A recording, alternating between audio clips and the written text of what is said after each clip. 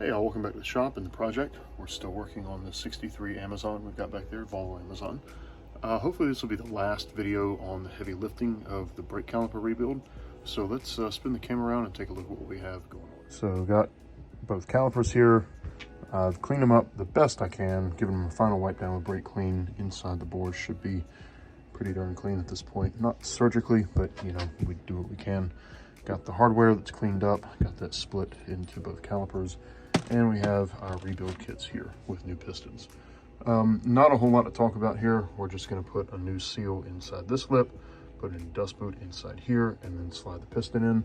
So this is going to be mostly time lapse. I don't have torque values for these, so I'm just going to use, I think I'm going to do 35 foot-pounds for the small ones and probably 50 foot-pounds for the large ones, maybe 55 foot-pounds. Either way, I think I will put a little bit of anti-seize on there. But yeah, that should be pretty straightforward. Got a little bit of brake fluid to lubricate the seals and stuff before they go together. Put a little bit on the pistons, but yeah, apart from that, should be pretty much ready to go.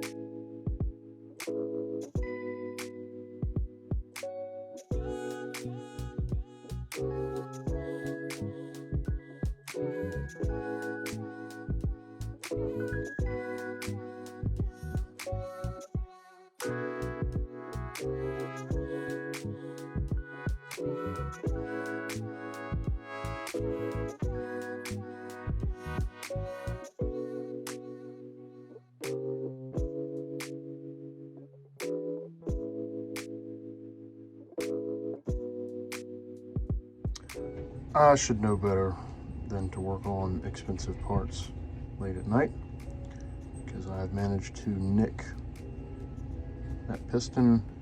That I'm not worried about, that is above the seal, but that little nick there, I can't even catch my fingernail on it. I may try and smooth that out. Anyway, I shouldn't have been trying to get that out with channel locks, it's my own fault. Well, this side, piston goes in. This one, it don't fit. Like at all. I don't know what's up with that. So, fun.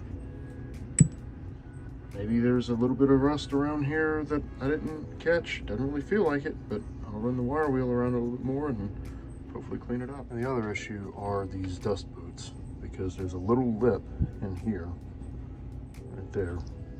It's supposed to sit in this upper recess right there. Problem is there's not really enough structure for that lip to stay in there. And there's also not really enough room to get it. That's why I had to pull this piston back out, that piston back out, was because there's not enough room between the piston and the caliper to get that lip down in there. So I guess the order of operations is seal in the bore, dust boot in the top ring, piston in. Maybe, I don't know, I'm gonna try it again.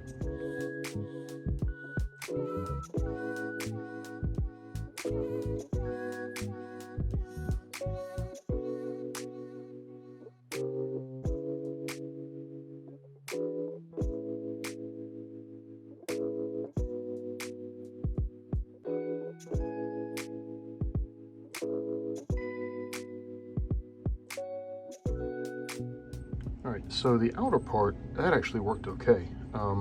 These dust boots are a lot stiffer than these, so they want to stay in those ridges a lot better. And yeah, they're clipped into the little top ring right there on the piston as well. So those are good. Those are the frustrating ones.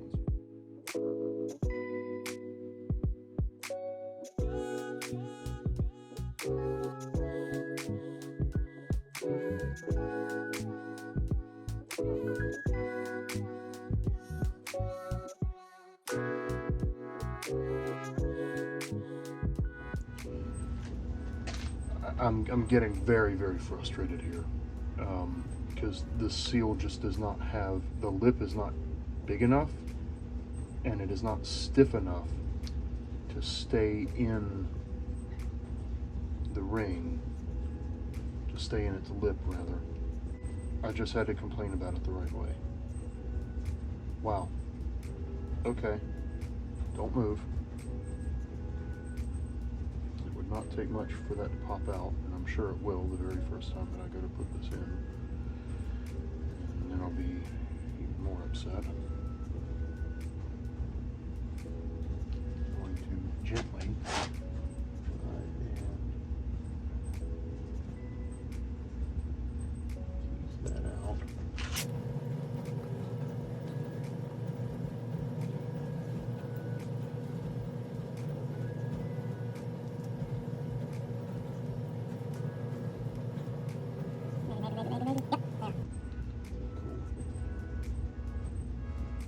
Just gotta get the piston in.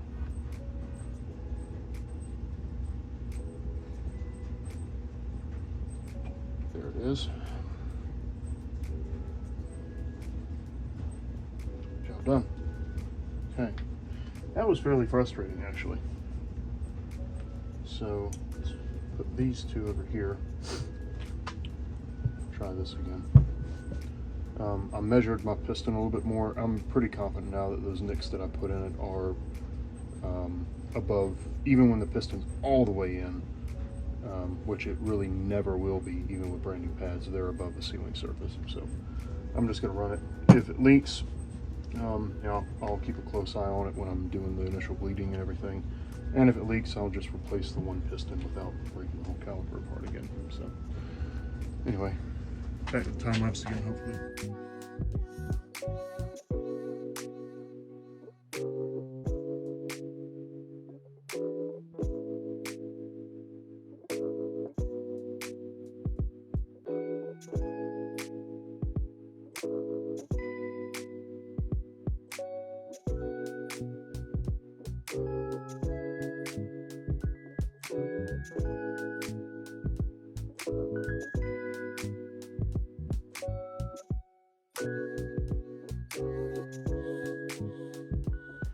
Alright, well that was fun. I don't know if you could see a lot of what I was doing, but I had to kind of stick my pick in there around the underside of the lip and pop it out and then work it all the way around. Otherwise the lip would just like fold under when you go to push the piston in. But yeah, there's 4 caliper halves assembled. Next thing is to take caliper half seals, drop them in here and here, flip the caliper over on top, and put the bolts in. So let's do that.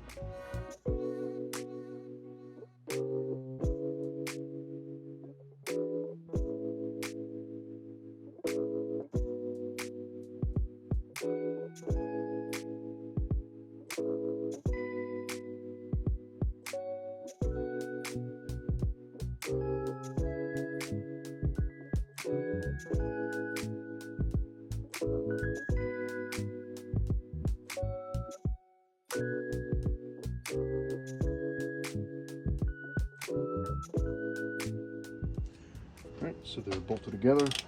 Like I said, I don't have a torque spec for these, so the smaller ones I'm just going to do to 35. The larger ones I'll do to 55. We'll see how that feels. See if it feels about right. That was 35.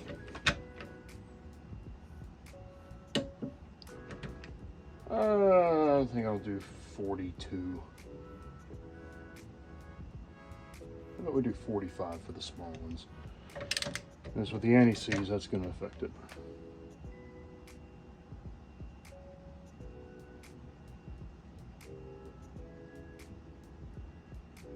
How about we don't go all the way to 45?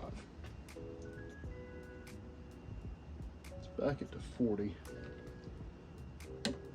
Yeah. 42 maybe?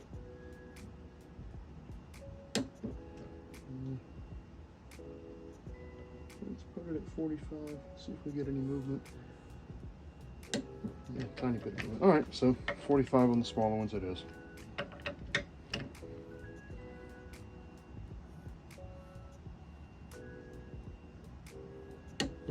Alright.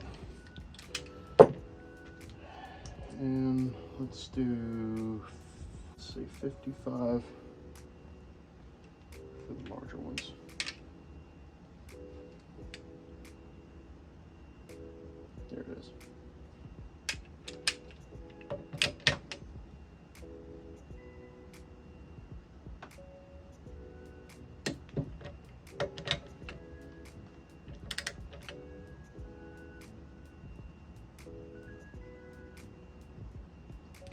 There we go. Alrighty. That's one done. And the next.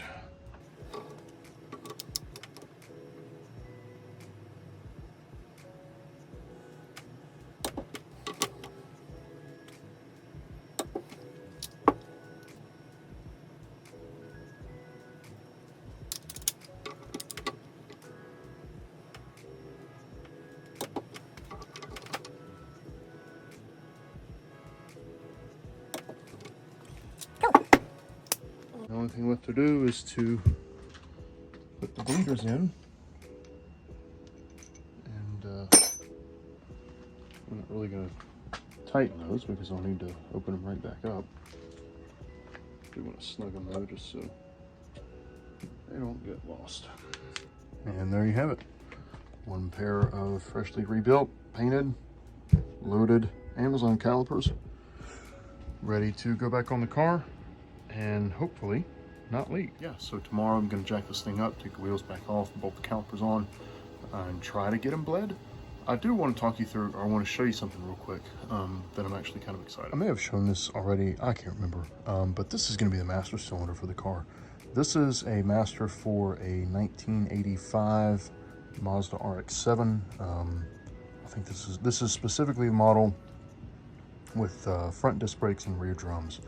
There is an additional port on the bottom here that I'll just plug, but this will enable me to run dual circuit brakes for very cheap. This whole master assembly was like $35. It's brand new, so that's pretty rad. Bolt spacing is the same. I will have to figure out how to keep the push rod in the back, but it shouldn't be too hard. I'll come up with something. But yeah, so that's going to be the master cylinder for the car, and we'll have true dual circuit brakes once I readjust some of the brake lines. Though just for the sake of time and to get it back on the driving rail quicker, I do think I'm going to use the master cylinder that's in the car now, provided it even makes pressure. I don't even know if it does or not. We'll at least give it a shot. So I'm home this week. Normally I travel, but I'm home this week, so that should enable me to get some work done in the evenings. Let's kind of talk through the plan for this. So I want to try and get this thing running on the fuel pump from the tank in the back. I don't know if the fuel pump is any good. I suspect it is. It hasn't pumped any fuel out while the car's been running, but there's also been basically no fuel in the tank. Like I drained it and maybe 2 quarts came out. The water pump, there we go. Water pump actually makes a really bad racket, so we're gonna replace that. Got one of those. I'm gonna put a new thermostat in it, new radiator hoses on it, clamps. I've got the radiator out of the car. I dropped that off at Moretta Radiator and they rebuilt it. I do need to, right here, that little tack weld popped loose. I need to tap that back in place. What else we got? Drive shaft bearing is in the box of parts. We've got the flexible brake hoses. I'll also need to install the replacement clutch master and clutch slave. Those actually came with the car. I'm gonna remove this, delete it, just because I don't really feel like, I mean, yeah, boosted brakes are nice, don't get me wrong. However, I'm sure the seals inside here are basically toast, and I don't want to look at it, and I don't want to rebuild it. So I'm going to keep it. I'm not going to scrap it or anything, but yeah, that's going away. What else we got? I'm going to try and remake the battery cables too. One, I would prefer to have them black and red instead of red and red. I want to try and get a better ground on the motor since it cranks over a little slower. And that's pretty much it. So hopefully by the end of the week or next weekend, this thing will actually be mobile under its own power, which would be very cool. If I run into problems, particularly I do have on the stand here the rebuilt motor that came with the other Amazon, the previous Amazon, that has what looks like a new, or nearly new fuel pump on there. So yeah, that exists. I could have taken the water pump off of there, but honestly, the water pump was cheap. It was, gosh, $20-something.